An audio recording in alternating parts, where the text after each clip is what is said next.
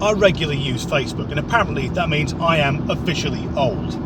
A lot of younger people aren't signing up to the social media site, and I think there's a number of reasons for that. Firstly, their parents are on it, so they won't want to be. Secondly, a lot of youngsters have got very short attention spans. And thirdly, and most importantly, they spend all of their time on Snapchat sending photos of their genitals to each other. Now, I really like Facebook because over the years, I've had a lot of music recommended to me that I would have never have heard of otherwise. But at the weekend, a friend of mine invited me to like a page, and it wasn't really for me. Now, crucially, I never just like something if people ask me to like it.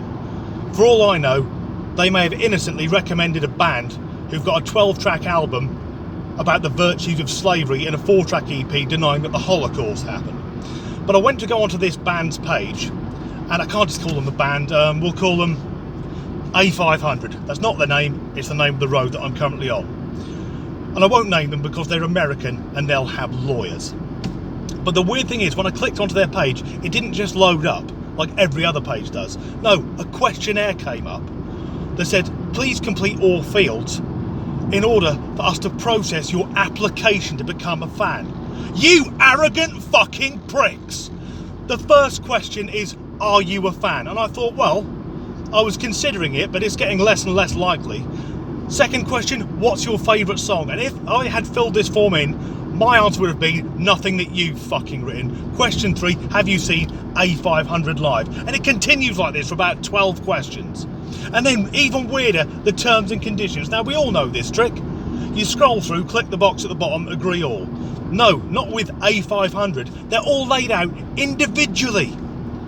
I agree not to use this page for advertising. I agree not to use this page for self-promotion. I agree to only discuss issues relevant to A500 and their fans. I agree not to use homophobic or racist language. Really, you have to put that one in? And then the last one was, I agree, wherever possible, to only use gender-neutral pronouns. Fuck right off. But by now I was intrigued as to who this band, this wokest of woke bands, are. So I went onto YouTube, and as soon as I clicked the first video that came up, it turned out they're one of those bands. There's a lot of these about at the minute. They call themselves rock bands, but they aren't really. All of them look the same. The lead singer looks like he's got a lot of gift vouchers for a fucking tattoo parlour. He's had every bit of his neck done. The top half of him, he's dressed like a man. The bottom half, it looks like he's raided his sister's wardrobe. A pair of jeans that have been sprayed on and a big sparkly belt.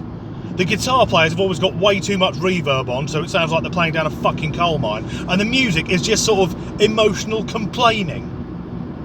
The song will be, from the singer's perspective, his gender non-specific life partner is mildly upset that if he went to the farmer's market and there wasn't any fair trade vegan fucking couscous. No one gives a shit.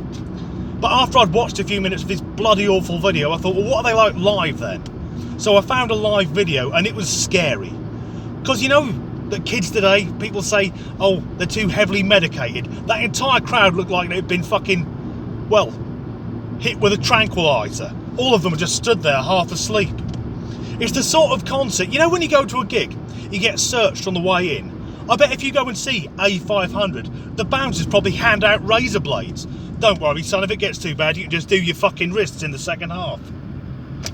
And I was thinking, is this what it's come to? Is this where our beautiful, noble rock music is going? But no, thankfully it isn't. There is still hope. Because at the weekend, I went to 2 concerts.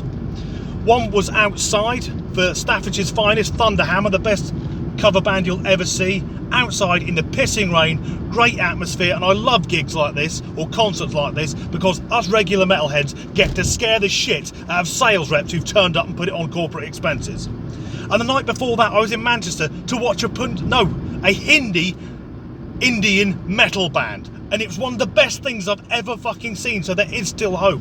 But I don't know what to do with this absolute hatred I now have for A500. I think I've come up with a plan. What I'm going to do is go on Facebook and create another page, the A500 secret group, and invite a load of their fans to like it. And then when it gets to 1,000 people liking that page, I'll change the name to White Supremacist Queer Haters.